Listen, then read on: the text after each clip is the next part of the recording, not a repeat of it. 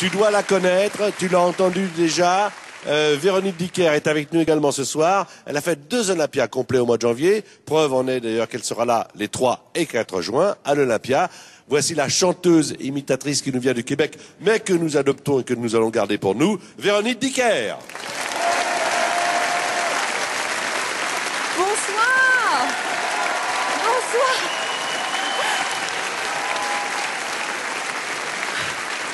Bonsoir Patrick. Vous allez bien? Très bien, Véronique. Vous savez quoi, moi, avant d'être imitatrice chanteuse, j'ai été, en fait, livreuse de télégrammes chantés. Ah. Oui, j'ai livré des télégrammes chantés, moi, étudiante, un rêve, parce que j'ai toujours aimé chanter. Sauf que, bon, des télégrammes chantés, on s'imagine toujours que c'est pour des anniversaires. Eh bien, vous seriez surpris. Oui, parce que moi, il y a un employé qui m'a déjà demandé d'envoyer un télégramme chanté pour son patron, mais il était assez particulier. C'est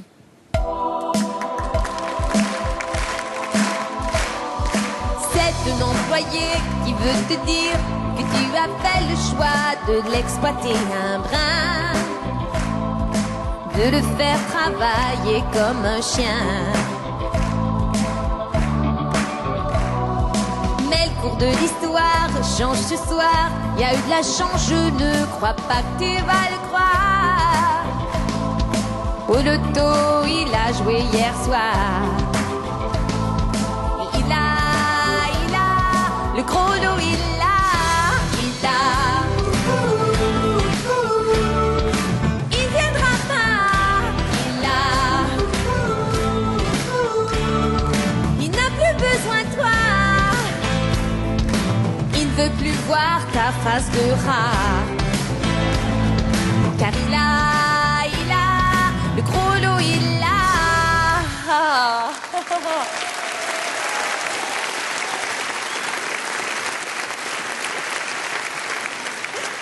Et je livrais des télégrammes très touchants, remplis d'émotions, comme celui-ci de la part d'un père et d'une mère pour leur enfant.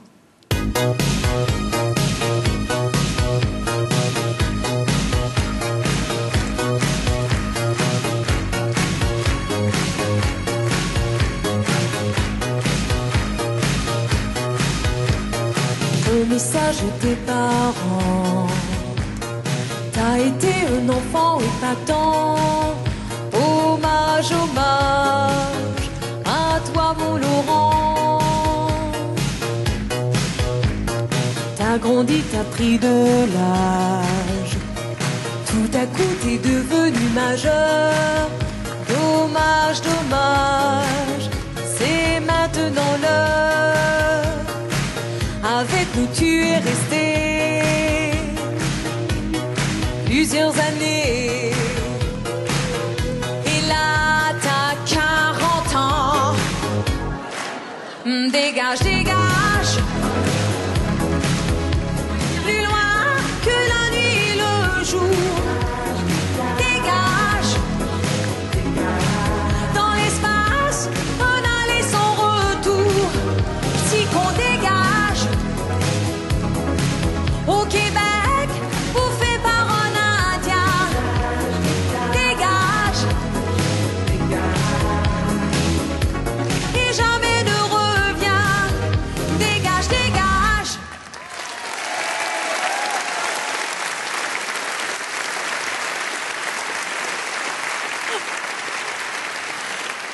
Ah, et je me souviens celui-ci d'une dame qui m'avait demandé de livrer un télégramme chanté pour son entraîneur, en fait, son coach de sport.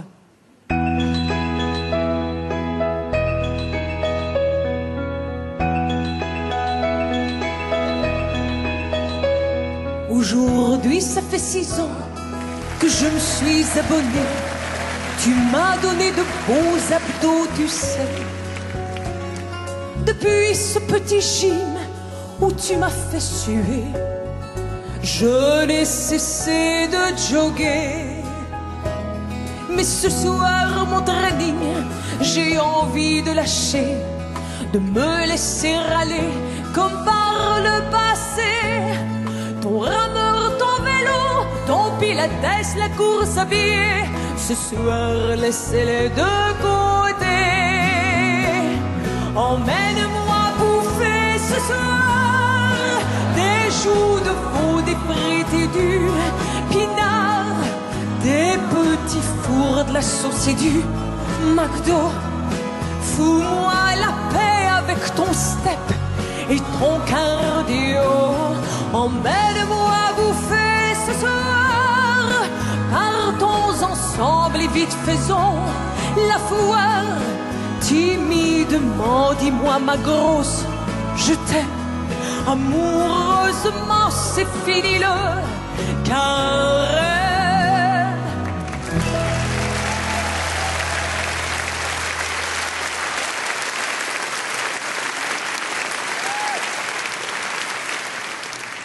Et tu sais, j'ai un tout dernier télégramme que je me souviens, celui-là, il était quand même assez spécial parce que c'était de la part d'un jeune homme qui voulait livrer un télégramme assez particulier pour annoncer une grande nouvelle à ses amis.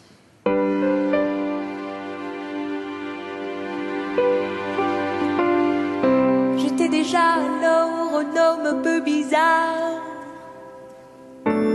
J'aimais mieux la lavande à l'odeur du cigare.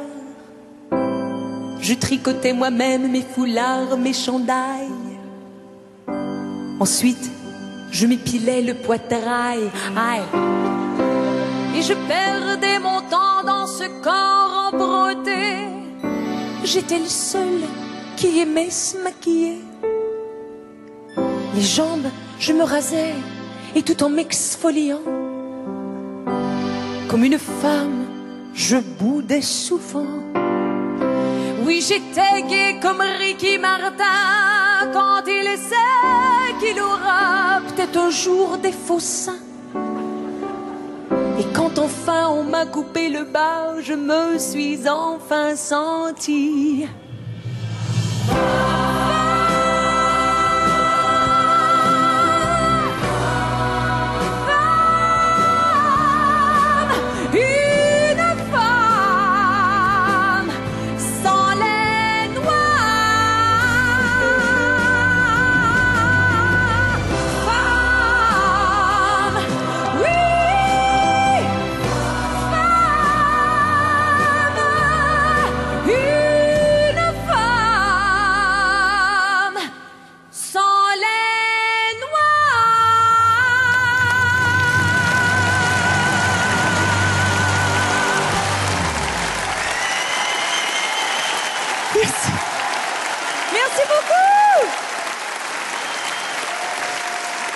Mesdames et messieurs, Véronique Dicker. Merci beaucoup. Standing ovation.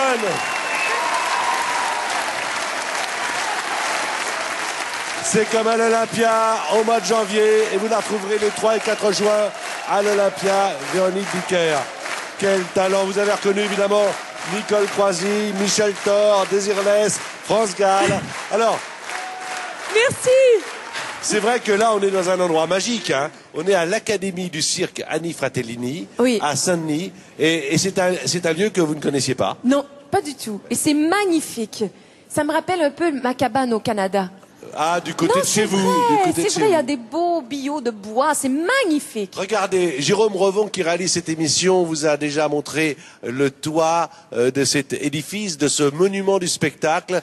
Vous aurez l'occasion probablement également dans l'émission de revoir et de voir ces endroits qui sont absolument fabuleux. Merci à l'Académie de nous abriter pour ce samedi soir. Merci beaucoup.